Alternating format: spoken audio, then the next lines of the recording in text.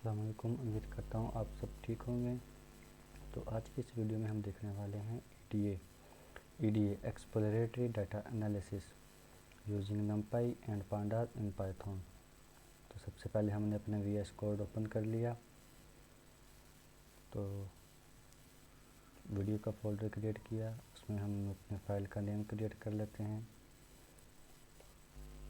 साथ में जैसे ही हम उसकी एक्सटेंशन देंगे तो हमारे पास जुपिटर ओपन हो जाएगा।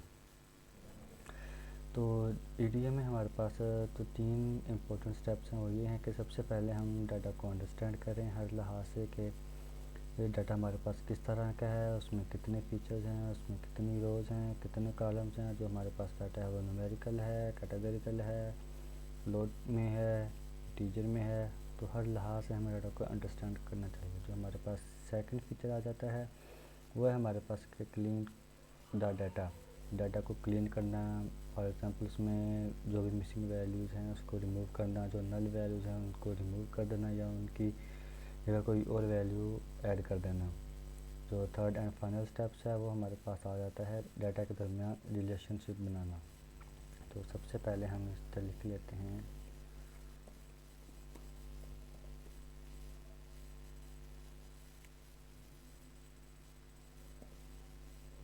इसको हम बना देते हैं हेडिंग के लिए। इधर जाए हम रन कर देते हैं, Shift+Enter से हम इसको रन कर देते हैं। हमारे पास हेडिंग बन गई। तो स्टेप्स हैं वो भी लिख लेते हैं।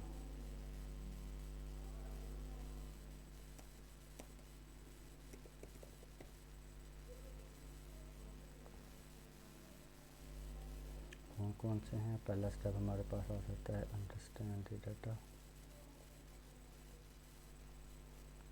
सेकंड स्टेप हमारे पास आ जाता है क्लीन द डाटा।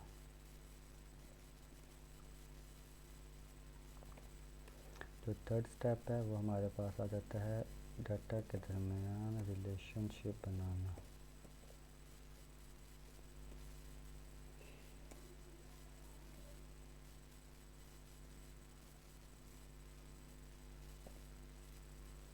इसको हम रन करते हैं। हमारे पास है फर्स्ट ऑफ ऑल हम इंपोर्ट करते हैं लाइब्रेरीज।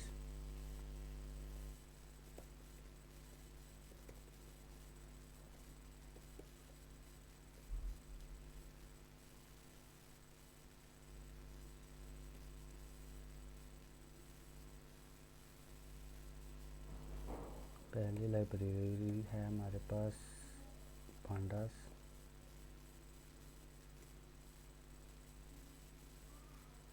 सेकंड हमारे पास आ जाती है import numpy as np। Third हमारे पास आ जाता है import matplotlib dot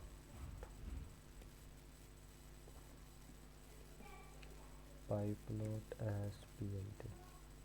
last one हमारे पास आ जाती है इंपोर्ट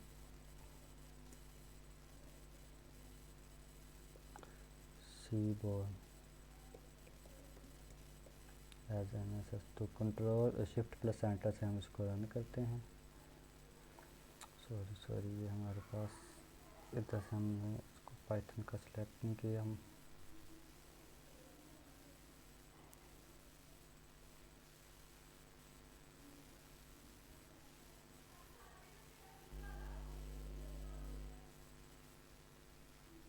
जब हम इसको Shift+Enter करते हैं तो इधर से हम कर सेलेक्ट करते हैं तो ये हमारे पास कुछ टाइम लेगा और रन हो जाएगा।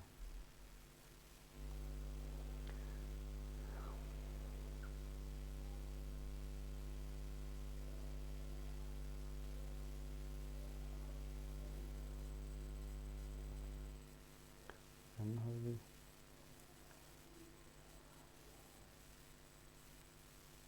तो नेक्स्ट हम क्या करते हैं, हम डाटा सेट को लोड करवाते हैं। तो हम टाइटैनिक का डाटा सेट ले लेते हैं। ये हमने वेरिएबल लिया जिसमें हमने अपने डाटा सेट को लोड करवाना है। तो sns.load_dataset का नाम दे दिया।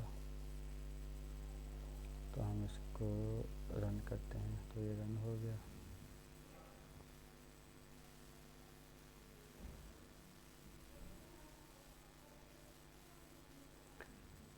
नेक्स्ट हम इस डाटा सेट को अपनी इस फोल्डर में सेव करवा लेते हैं। ये हमारे पास पड़ा हुआ था कश्ती डॉट CSV की फाइल में सेव करवाना है। तो ये देखिए हमारे पास सजेशन में आ गया CSV। डाटा का नेम था टाइटैनिक। अब जिस फाइल में हमने सेव करवाना है उसकी हम एक्सटेंशन देंगे .csv। ये देखिए हम जैसे इसको रन किया तो ये हमारे पास टाइटैनिक का डाटा हमारे पास इधर शो हो गया। तो अगर हम इसको देखना चाहें तो हम देख सकते हैं एडिट CSV करके। ये देखें ये हमारे पास डाटा आ गया।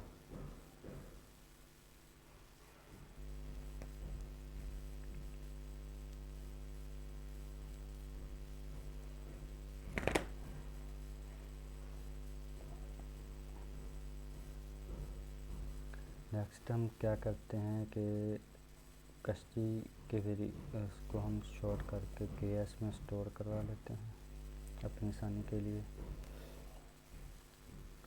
तो नेक्स्ट फर्स्ट ऑफ ऑल हम देखते हैं हमारा डाटा सेट दिखता कैसा है। तो हमारे डाटा सेट को देखने के लिए हम हेड कर लेते हैं।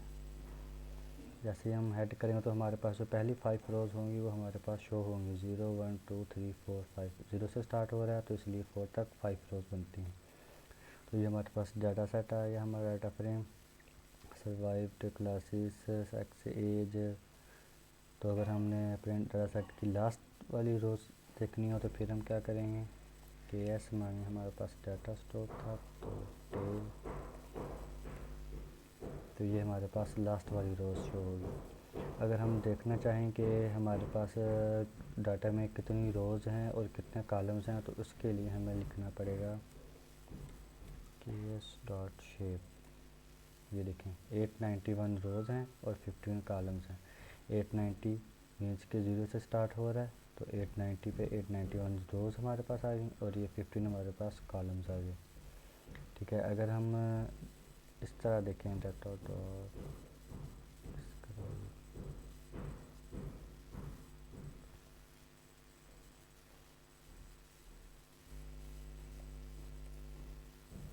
तो इससे हमें ये पता चलता है कि हमारे जो कॉलम्स हैं सर्वाइव क्लास एज इनका मीन क्या है, उसमें कितनी वैल्यूज़ हैं, उसका स्टैंडर्ड डेविएशन क्या है, उसका मिनिमम वैल्यू कितनी है, उसकी मैक्सिमम वैल्यू कितनी है। तो इस फंक्शन के ज़रिए हम उसको अपने डाटा सेट को एनालाइज कर सकते हैं, अंडरस्टैंड कर सकते हैं।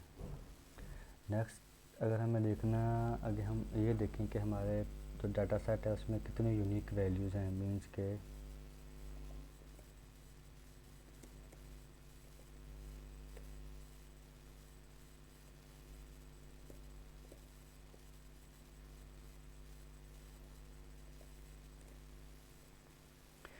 अगर हम सर्वाइव में देखें तो हमारे पास 2 होंगी 0 1 की फॉर्म में। ये देखें 0 1 की फॉर्म में। क्लास में देखेंगे तो हमारे पास 3 यूनिक वैल्यूज़ है 1 2 3।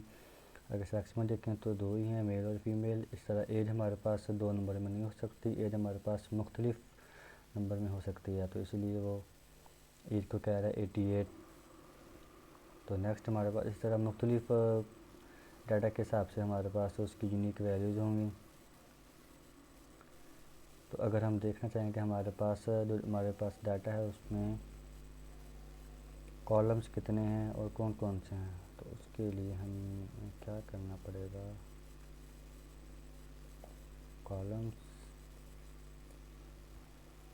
तो हमारे पास इंडेक्स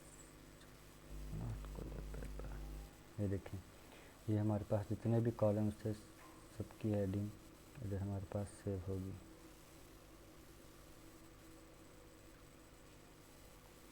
नेक्स्ट अगर हम करें कि हमारे डाटा की info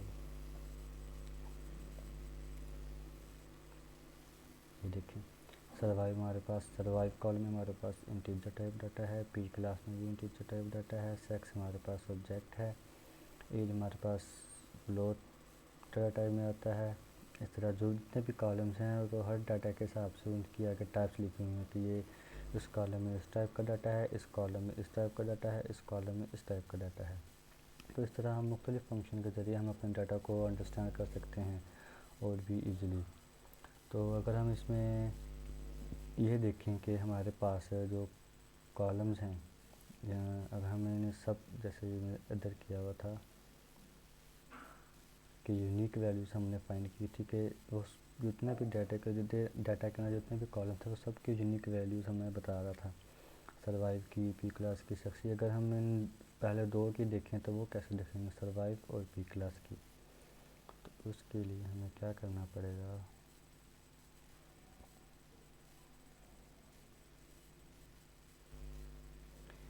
P D dot concat data हमारा पड़ा हुआ है के एस में, किसका दिखना है हमें, सर्वाइव का,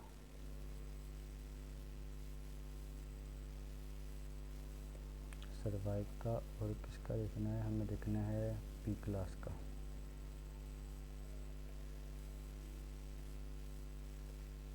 चलिए हम सेक्स का देख लेते हैं, हमारे पास कौन कौन सा है, मेल है, फीमेल है, कौन कौन से हैं। चलिए हम सपोज करते हैं हम एज देख लेते हैं।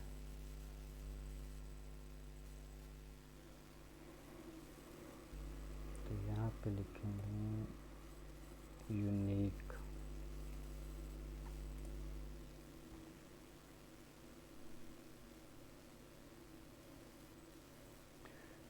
Error above exceptions was survive, column name गलत लिखा हमने। ये देखें सर्वाइव में हमारे पास है 0 और 1 की कैटेगरी, 2 यूनिक वैल्यूज़ थी, और एज में हमारे पास आ जाती हैं मुख्तलिफ़ एज हैं, जितने हमारे पास रोज़ होंगी उस हिसाब से उतना। अगर हम एज की जगह हम इधर सेक्स लिखें तो हमारे पास आ जाएगा मेल और फीमेल, और सर्वाइव में हमारे पास आ जाएगा 0 और 1। तो आज की इस वीडियो में हमने देखा कि डाटा को अंडरस्टैंड कैसे करते हैं, और भी मुख्तलिफ़ फंक्शन हैं डाटा को अंडरस्टैंड करने के लिए। मुख्तलिफ़ तरीके से हम मुख्तलिफ़ फंक्शन के ज़रिए डाटा सेट को हम अंडरस्टैंड कर सकते हैं। तो आज की इस वीडियो में हमने देखा पहला स्टेप ईडीए का कि डाटा सेट को अंडरस्टैंड कैसे करते हैं। तो नेक्स्ट वीडियो में हम देखेंगे डाटा को क्लीन कैसे करते हैं। उम्मीद करता हूँ आप सबको ये वीडियो अच्छी तरह से समझ लगी होगी। तो मिलते हैं अगली वीडियो में।